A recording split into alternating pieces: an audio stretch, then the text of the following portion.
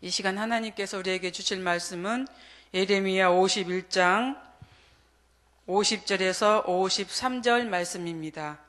예레미야 51장 50절에서 53절 말씀 우리 다 같이 봉독하겠습니다.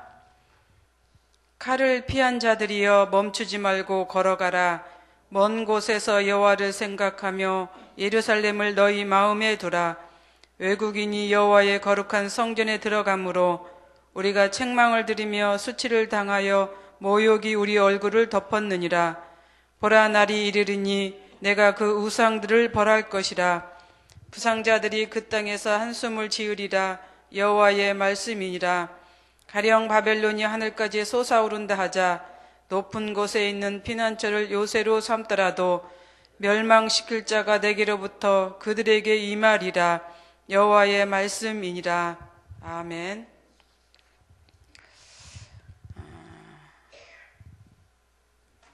열 길 물속은 알아도 한 길 마음속은 알지 못한다라고 하는 우리나라 속담이 있습니다. 그만큼 사람의 마음은 아무도 알 수 없다라고 하는 것이죠. 사람이 살아가면서 가장 중요한 것이 무엇일까 생각해 보니까 마음이 아닐까는 이런 생각이 들었습니다. 인생의 길도 마음을 어디에 두느냐에 따라서 달라집니다. 마음이 어디를 향해 달려가는가에 따라서 그것이 목표가 되기 때문입니다. 물질을 따라가면 이 물질이 목표가 될 수가 있고, 또 권력을 따라가면 권력이 목표가 됩니다. 향락을 따라가면 사람에게는 인생의 종말이 오게 되죠. 반대로 뚜렷한 목표를 가지고 성공을 향해 달려간다면 그 사람은 반드시 성공을 할 것입니다. 성공하기까지 목표를 향해 달려가는 것, 곧 그것이 마음이기 때문입니다. 마음이 목표를 향해 달려갈 수 있도록 인도한 것이지요. 그래서 우리는 마음을 잘 다스리고 가꾸며 살아야 합니다. 예레미야 51장 50절에 보면 여호와를 생각하며 예루살렘을 너희 마음에 두라 라고 하는 말씀이 있습니다. 이스라엘 백성들이 해야 할 일은 여호와를 생각하고 또 예루살렘을 마음에 두는 것입니다. 여호와만 생각하고 예루살렘만 마음에 두라고 하지 않습니다. 반드시 여호와를 생각하고 예루살렘을 마음에 두라고 한 것이죠. 여호와를 생각하지 않고 예루살렘만 마음에 든다면 어떻게 보면 않고 없는 찐빵 같은 것입니다. 찐빵의 별미는 찐빵 안에 들어있는 파치입니다. 그런데 찐빵 안에 팥이 들어있지 않다고 하면은 진정한 찐빵의 별미를 느끼지 못합니다. 물론 요즘은 안고 없는 찐빵도 많이 나와 있는 것을 봅니다. 그래도 찐빵의 별미는 팥이지요. 그렇기 때문에 예레미야는 여호와를 생각하고 예루살렘을 마음에 두라고 하신 것입니다. 우리가 교회에 오는 것이 무엇입니까? 무엇 때문입니까? 교회는 성삼일체 되신 하나님이 계십니다. 물론 하나님은 어디든 다 계시죠. 그러나 교회는 믿는 자들로 모인 신한 공동체입니다. 이곳에서 하나님을 찬양하고 경외하며 예배하도록 하신 것이죠. 바벨론 포로로 끌려와서 살아온 이스라엘 백성들은 바벨론 멸망으로 인해서 또다시 이제 어려운 고비를 맞게 됩니다. 그렇다고 이제 고국 이스라엘이 독립한 상태도 아닙니다. 돌아갈 고국이나 고향도 이제 없습니다. 오늘 본문은 막막한 상황에 빠져있을 이들에게 하나님은 예레미야로 하여금 그들이 이제 살던 곳을 이제 떠나면서 반드시 하나님을 생각하고 예루살렘을 마음에 두라고 이렇게 말씀하신 것이죠. 하나님은 전쟁에서 살아남은 자들을 향해서 이제 바벨론에 있지 말고 그곳에 주저앉지 말고 바로 이제 바벨론을 떠나라고 이렇게 명령하신 것입니다. 6.25 전쟁이 나자 모든 사람들이 피난길을 떠났습니다. 당시에는 먹고 살기도 힘든 상태였고 도로교통이 좋은 시절도 아니었습니다. 오직 보따리를 등에 업고 손에 들고 모두들 피난길에 올랐습니다. 이들의 목적은 오직 하나였죠. 안전한 곳으로 가는 거였습니다. 총소리가 들려오지 않고 이제 죽음의 총칼이 없는 곳, 안전한 곳을 향해 가는 것이 이들의 목적이었습니다. 또 하나 목적이 있었습니다. 생명입니다. 생명을 지키겠다고 이들은 모진 고생을 하면서 자기가 살던 곳을 떠났죠. 생명을 지키겠다고 이들은 마음을 먹고 이제 피난길에 오른 것입니다. 오늘 본문의 내용과 6.25의 전쟁을 이제 이렇게 비교해 보면은 6.25 전쟁 때에는 오직 안전과 또 생명을 위해 길을 떠났습니다. 그러나 이스라엘 백성들은 그들이 떠나는 길은 오직 하나였죠. 하나님만 생각하고 예루살렘을 마음에 두고 떠나는 것이었습니다. 목표를 어디에 두느냐에 따라서 결과가 다르게 나오죠. 이스라엘 사람들은 피난길을 떠나도 오직 하나님을 생각하면서 떠났고 이제 예루살렘을 마음에 두면서 떠났습니다. 그러나 우리나라 사람들은 생명 또 안정을 위해서 떠난 것이죠. 예루살렘은 이스라엘의 영원한 안식처이며 영원한 고향입니다. 영원한 고향인 예루살렘을 마음에 두고 하나님을 그리면서 살라고 하는 것은 희망을 잃지 말고 소망을 갖고 살라고 하는 그런 메시지입니다. 언젠가 돌아갈 집이 있다고 하는 희망을 주는 것이지요. 돌아갈 집이 있다는 것만큼 행복한 것은 없습니다. 하나님은 험난한 여정길에서 희망과 소망을 주신 것을 이제 삶을 포기하지 말고 앞으로 살고 또 걸어가라고 하신 그런 뜻입니다. 두 번째로는 이제 이스라엘 백성들에게 하나님은 거룩한 성전을 생각하라라고 하는 그런 뜻이 담겨 있습니다. 당시 예루살렘 성전은 악의 소굴이 되어 있었습니다. 그들이 섬기고 이제 섬겼던 그 하나님 대신 바벨론들이 숭배하고 섬기는 우상들로 가득 차 있었기 때문입니다. 하나님이 계시할 거룩한 예루살렘 성전에 하나님은 계시지 않고 우상의 신들로 가득 차 있었습니다. 그래서 하나님은 더 이상 두고 볼 수 없었겠지요. 이것은 곧 여호와 하나님을 모욕하고 또 조롱하고 수치를 주는 그런 행위였습니다. 오늘날도 중동 지역에는 이런 성전들이 많이 있습니다. 중동 지역뿐만이겠습니까? 유럽이나 미국도 이제 교회들이 점점 술집이나 다른 용도로 변경되는 것을 보게 됩니다. 자양동에 있는 갈보리 교회 얘기는 너무나 유명한 얘기이죠. 원래 전통적인 이제 교회였었는데 빚 때문에 이단에 넘겼습니다. 소식을 접한 많은 기독교인들이 가슴 아파했습니다. 얼마 후에 이제 갈보리 교회가 매입을 했습니다. 갈보리 교회가 매입하여 정상적인 예배를 드리는 것을 보고 많은 또 우리 기독교인들이 감사했습니다. 하물며 기독교의 뿌리인 그 예루살렘 성전이 이런 악의 소굴이 되어 있다라고 생각해 보십시오. 우리 기독교인들뿐만 아니라 믿는 사람들뿐만 아니라 가장 가슴 아파하는 것은 하나님이었을 것입니다. 인간의 심정으로는 이해할 수 없는 그러한 상황이었을 것입니다.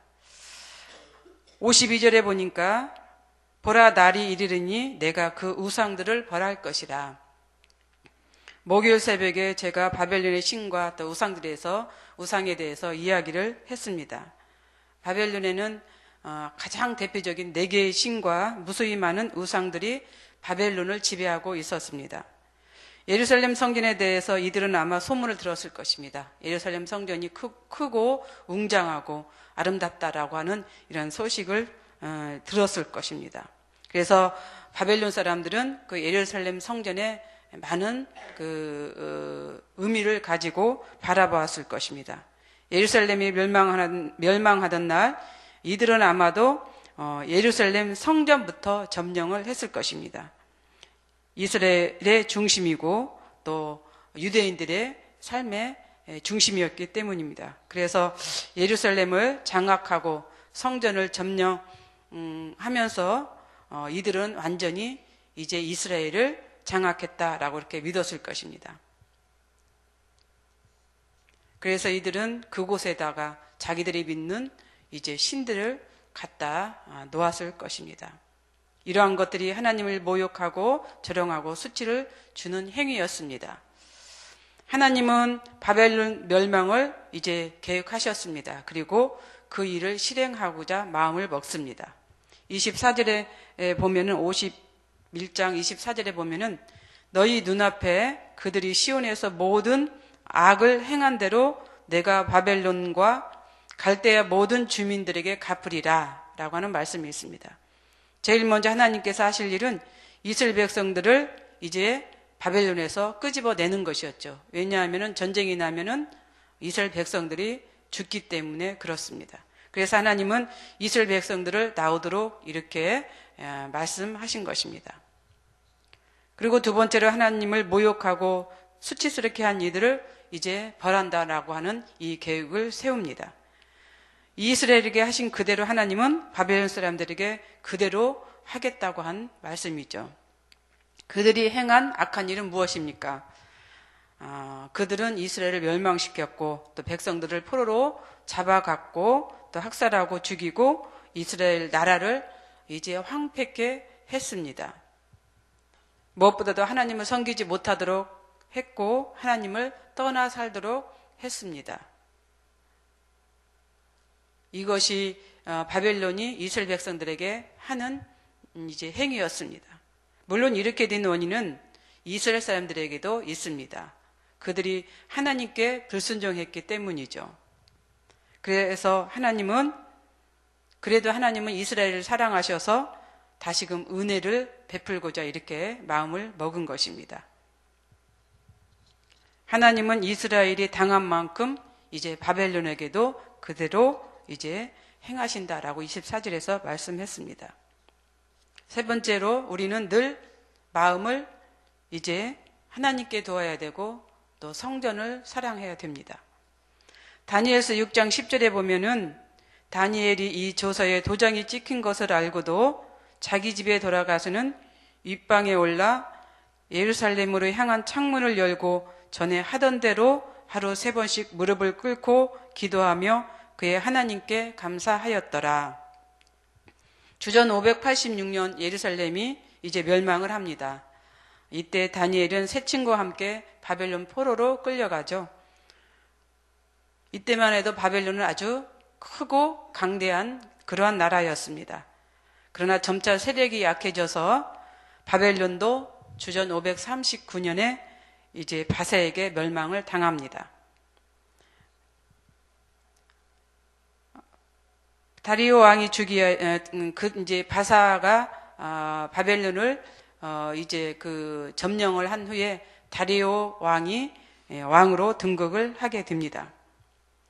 다리오 왕이 이제 즉위하면서 그 바벨론 지역, 바사에 관계되는 모든 지역을 새롭게 편성을 하게 됩니다.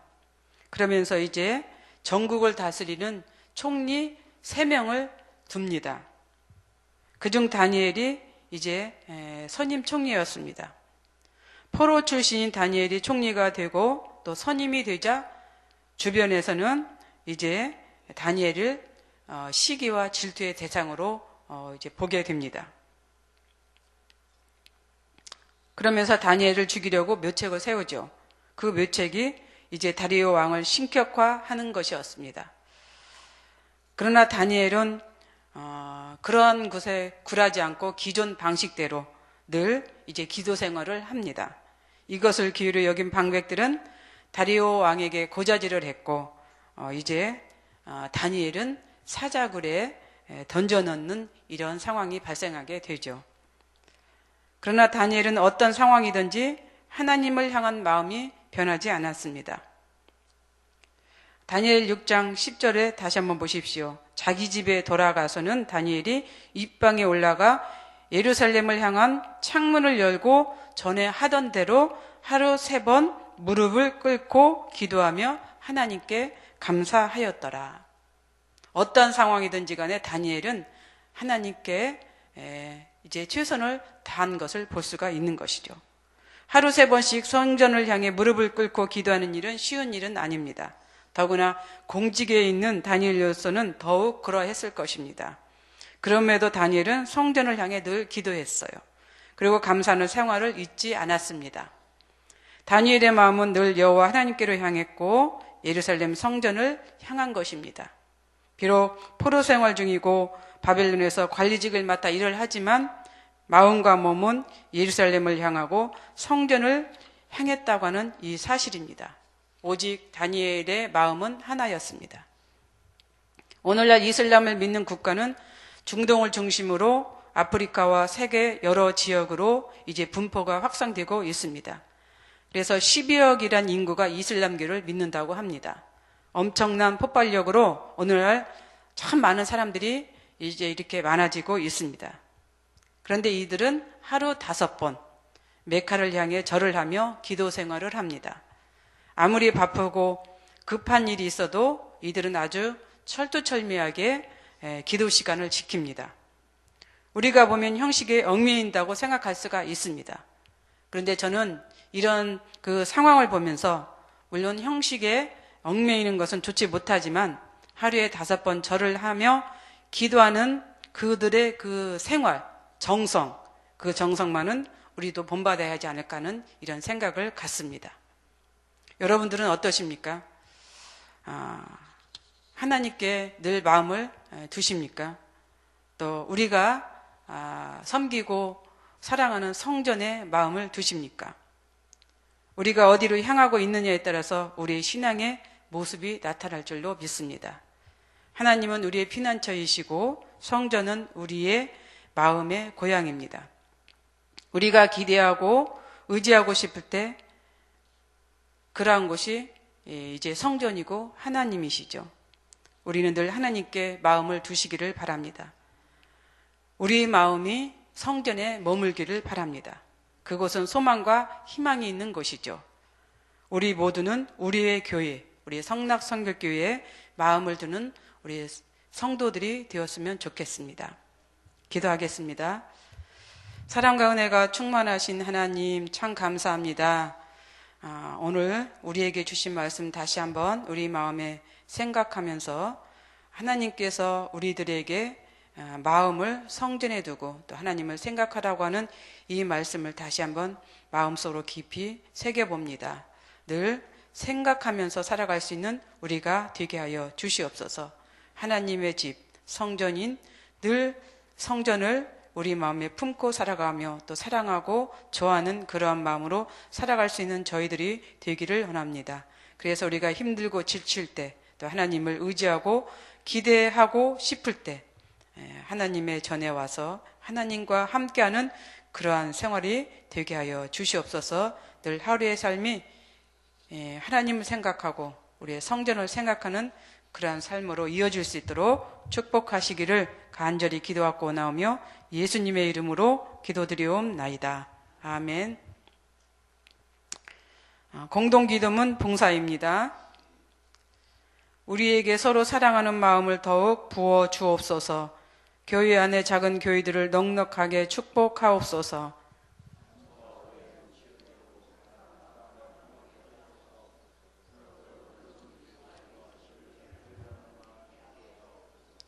사회의 약자를 끌어안는 신앙적 어머니 공동체, 소외된 계층을 돌아보는 사회적 희망의 공동체, 올바른 가치를 살아내는 정신적 공의의 공동체이게 하옵소서. 우리 교회가 여기 있어 지역사회와 시대가 복되게 하옵소서. 아멘. 주님이 가르쳐 주신 기도드리겠습니다. 하늘에 계신 우리 아버지, 아버지의 이름을 거룩하게 하시며 아버지의 나라가 오게 하시며 아버지의 뜻이 하늘에서와 같이 땅에서도 이루어지게 하소서. 오늘 우리에게 일용할 양식을 주시고 우리가 우리에게 잘못한 사람을 용서하여 준 것 같이 우리의 죄를 용서하여 주시고 우리를 시험에 빠지지 않게 하시고 악에서 구하소서. 나라와 권능과 영광이 영원히 아버지의 것입니다. 아멘. 기도 제목입니다. 지금 들은 말씀이 내 삶으로 이어지게 하옵소서. 거룩한 주일을 기대하며 주일을 준비하게 하옵소서. 주일 예배를 위해 중보기도팀을 활성화하게 하시고 축복하옵소서. 성경 읽기, 성경 암송에 모든 성도들이 참여하여 말씀의 복을 누리게 하옵소서. 일주일 드려지는 일삼기도일을 축복하옵소서. 교구, 기관, 교육부서를 축복하시고 하나님 나라가 확장되게 하옵소서. 가정과 직장, 사업을 형통케 하시고 질병으로 고통당하는 성도들을 치료하여 주옵소서. 이 시간 공동 기도 제목과 또 여러분들이 가지고 오신 기도를 하나님께 올리신 후에 각자의 삶의 자리로 나아가겠습니다. 기도하겠습니다.